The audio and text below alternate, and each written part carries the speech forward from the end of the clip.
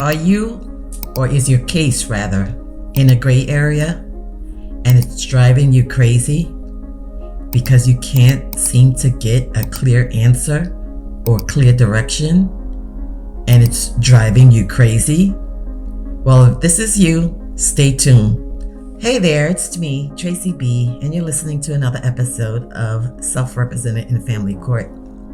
And I wanted to talk to you about something that I see is causing a lot of people a lot more agita than necessary.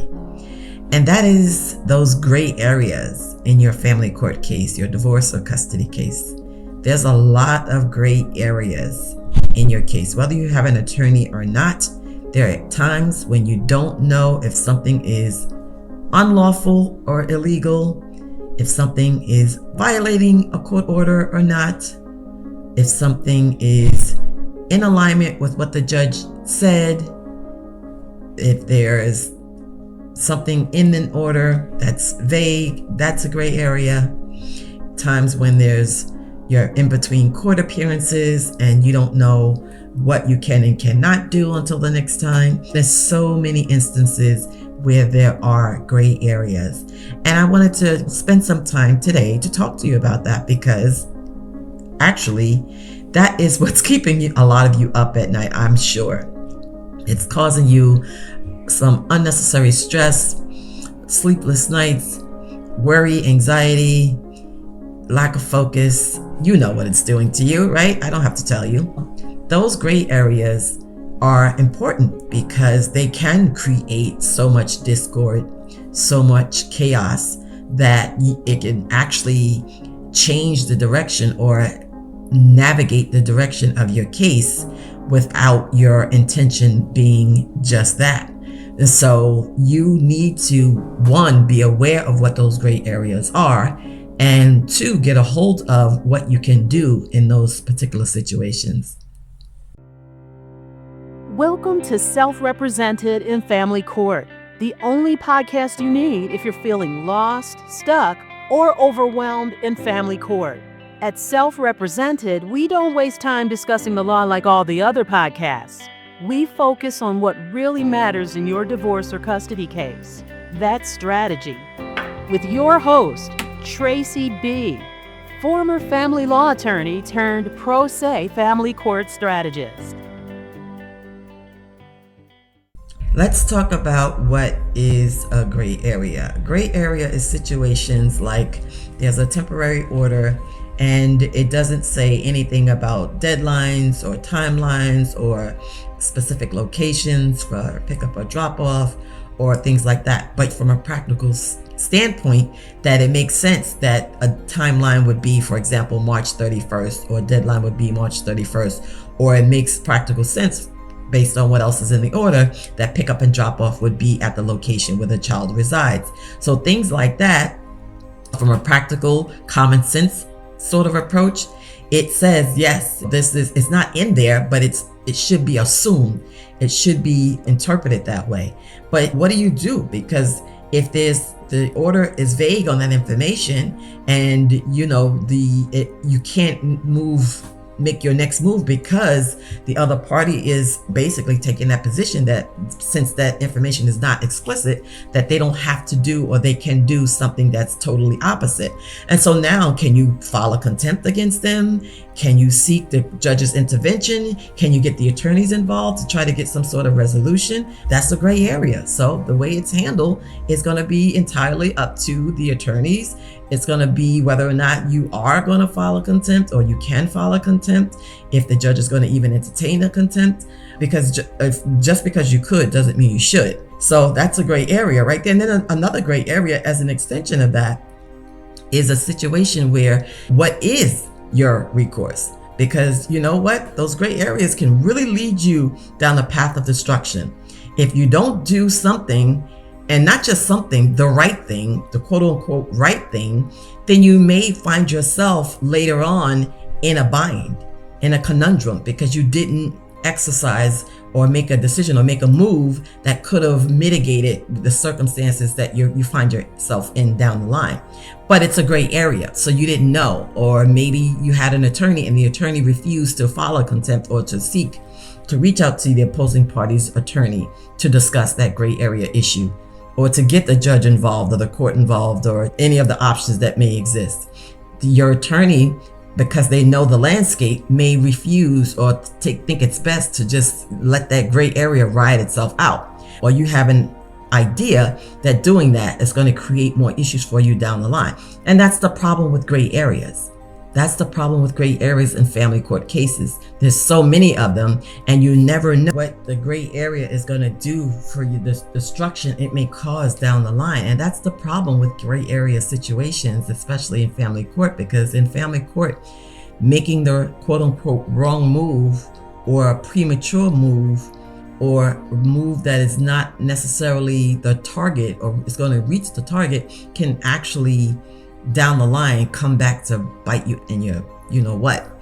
And so you have to be 10 steps ahead. You have to figure out exactly what your move should be, what your decision should be, what your preemptive measure that you're going to take should be.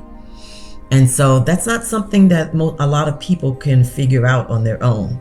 That's not even something that, even with attorneys involved, because sometimes, again, like I said, sometimes the attorney knows the landscape, so they're not going to make a move or take the necessary action that you think that they should take, because you don't know the landscape the way they do. And so it looks like they're just being flippant or lackadaisical or indifferent about it. And the reality is, and it could be the other thing, they just don't want to be bothered because they just don't want to do the extra work, or they don't want to ruffle any feathers, or whatever the case may be. But the reality is, it's a gray area issue. And so you don't know, how this can destroy your case down the line. But so that's what gray area situations are. So let's talk about why people fail in the gray area. So people in family court usually look for legal remedies for every solution, every problem that comes up, right? I hear people all the time asking, what can they do? What can they get the judge to do? What can they file? Something. What can be done as far as court is concerned, or as far as the legal remedy is concerned?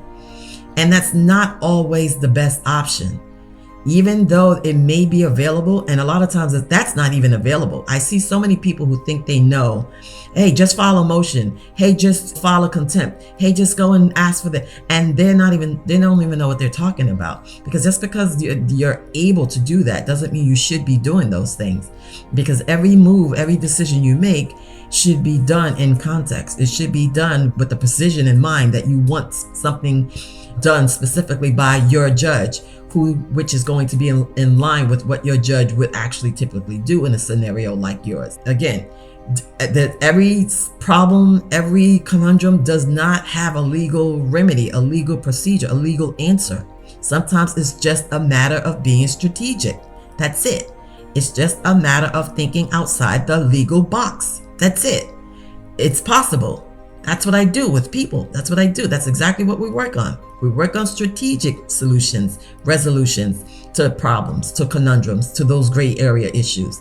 That's what we do, because I am not a fan of people running to the legal system, even though that's what I specialize in, is the family court process. I don't think you should run to the process, run to court, run to the lawyer to get them to do something, file something, request something, speak to the judge about something. I don't think that's always the best answer, the best route, because, and if you're pro se, you should definitely not. That should definitely not be your go-to. That should not be your default, because when you're pro se, the judge is already looking at you side-eyed, and you don't want to do anything that's going to give the judge a reason to assume that you deserve unfairness or mistreatment or bias or all the list of things that I hear pro se complain about when they're in front of a judge. Filing something, whether you have the right to or not, should not be your go-to as pro se.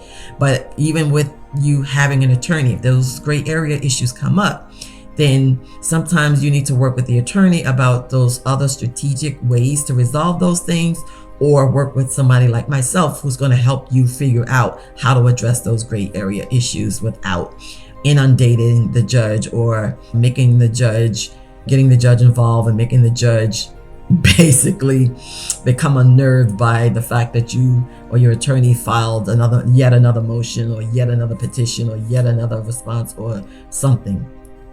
Another reason why people fail in the gray area is because a lot of people in family court react out of emotion.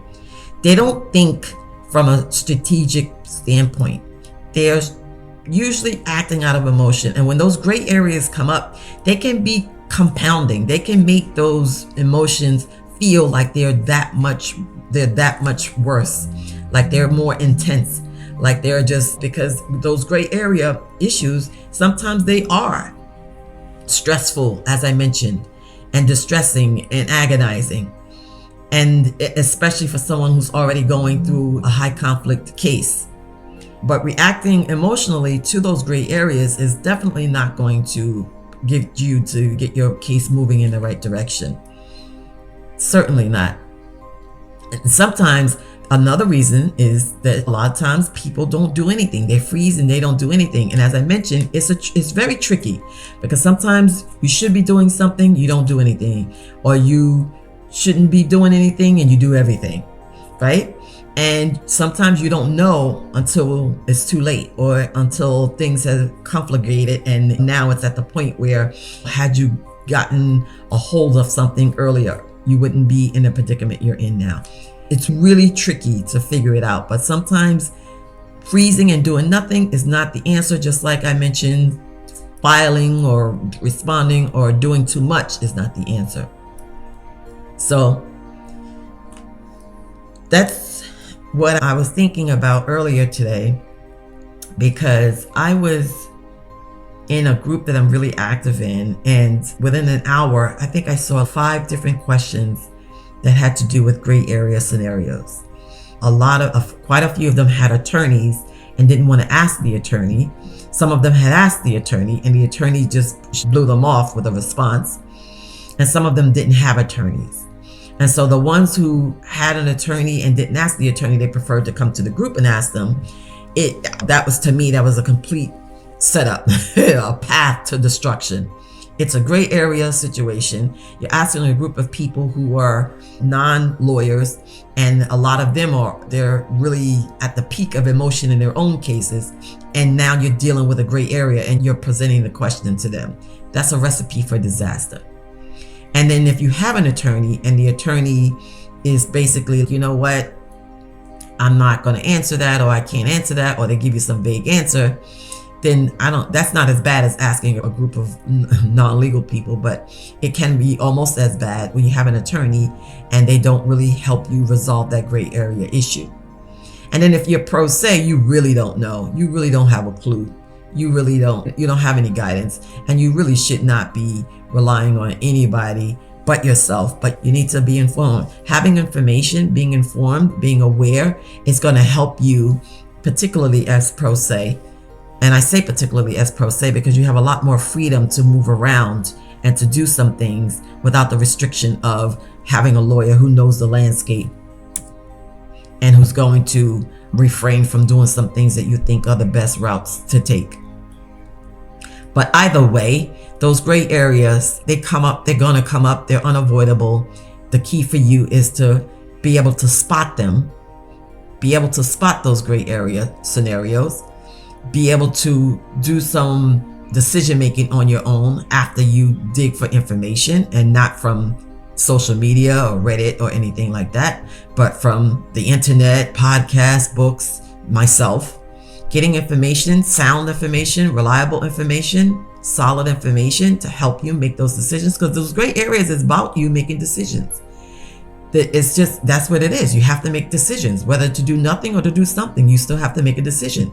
And the complexity is making decisions knowing that you're in that gray area because you don't know what's going to happen down the line. So how do you minimize that? You minimize that by being fully informed, and making decisions based on everything that's happened, everything that can happen, and everything you want to happen. That's how you make better decisions. You have to take a great, deep, long look at what has happened, what is happening right now, and what you want to happen. What you want to happen in light of all the challenges that are in front of you or behind you or with you right now. That's what it is. Making decisions, because the gray area, sometimes you just can't leave it. You have to do something. And sometimes, yeah, you can. You don't have to do anything, but you have to know when to do that and when to not do something, right? That's the conundrum about the gray area, choosing, deciding what you're going to do. So you have to start with being fully informed. If you don't know how to be fully informed, especially if you're pro se, you're in trouble. You're in trouble. You should not be pro se if you're not fully informed, that you don't know how to be fully informed. Even ChatGPT. I forget to mention that sometimes because I try not to encourage people to use that because they're relying on it too much, and it's not reliable. It's not reliable enough to rely on it 100% in your case, especially if you're pro se. So those gray area situations, they come up, right? They're unavoidable, but they're also really important as far as strategy is concerned. You have to be able to strategize. That's not just making fully informed decisions. That's actually deciding what your next move is going to be in light of what's going on, what's happened, and what you want to happen. Strategy is taking a complete look at everything and anticipating the worst case scenario, anticipating the other party's moves, and making decisions in light of that, knowing that if any of those things happen, that you have something, to do. You have a next move to make. You're prepared for those, as prepared as you can be. So if you're in a gray area situation, if your case is not only, the scenario I mentioned where there's a temporary order and it's vague, but those gray area situations where your case is between court appearances and there's things going on and you can't really get a hold of the judge until the next court appearance, but you need some sort of relief right now, that's a gray area scenario. Gray area scenarios is having an attorney who doesn't really answer you, who doesn't communicate with you, but you can't really fire them because you don't have another retainer to come up with. So you need to make a decision as to what to do. Do you keep the attorney or do you fire them and go pro se? That's a gray area because you don't know if that's the best thing for you to do because of the circumstances that are present right now. So gray areas are inevitable. They're going to be a part of your case, period. Inherent part of your case. You can minimize them, sure you can, but it's going to happen. So instead of trying to avoid them, be prepared for them. Be prepared to make moves in light of what's going on, in light of what can be, what can happen, what you want to happen, and make decisions from there. That's the best strategic advice I can give you. If you don't clearly understand how to do all of that, please feel free to reach out to me.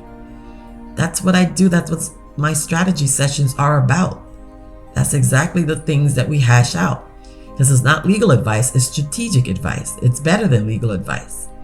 Because remember, I said everything doesn't require a legal remedy, a legal recourse, a legal path, especially in family court. Family court is not about law. It's more about strategy than it is about law. It's a chess game. So if you need some help with coming up with a strategy for this chess game you're playing, feel free to reach out to me. I can definitely help you. I want to help you.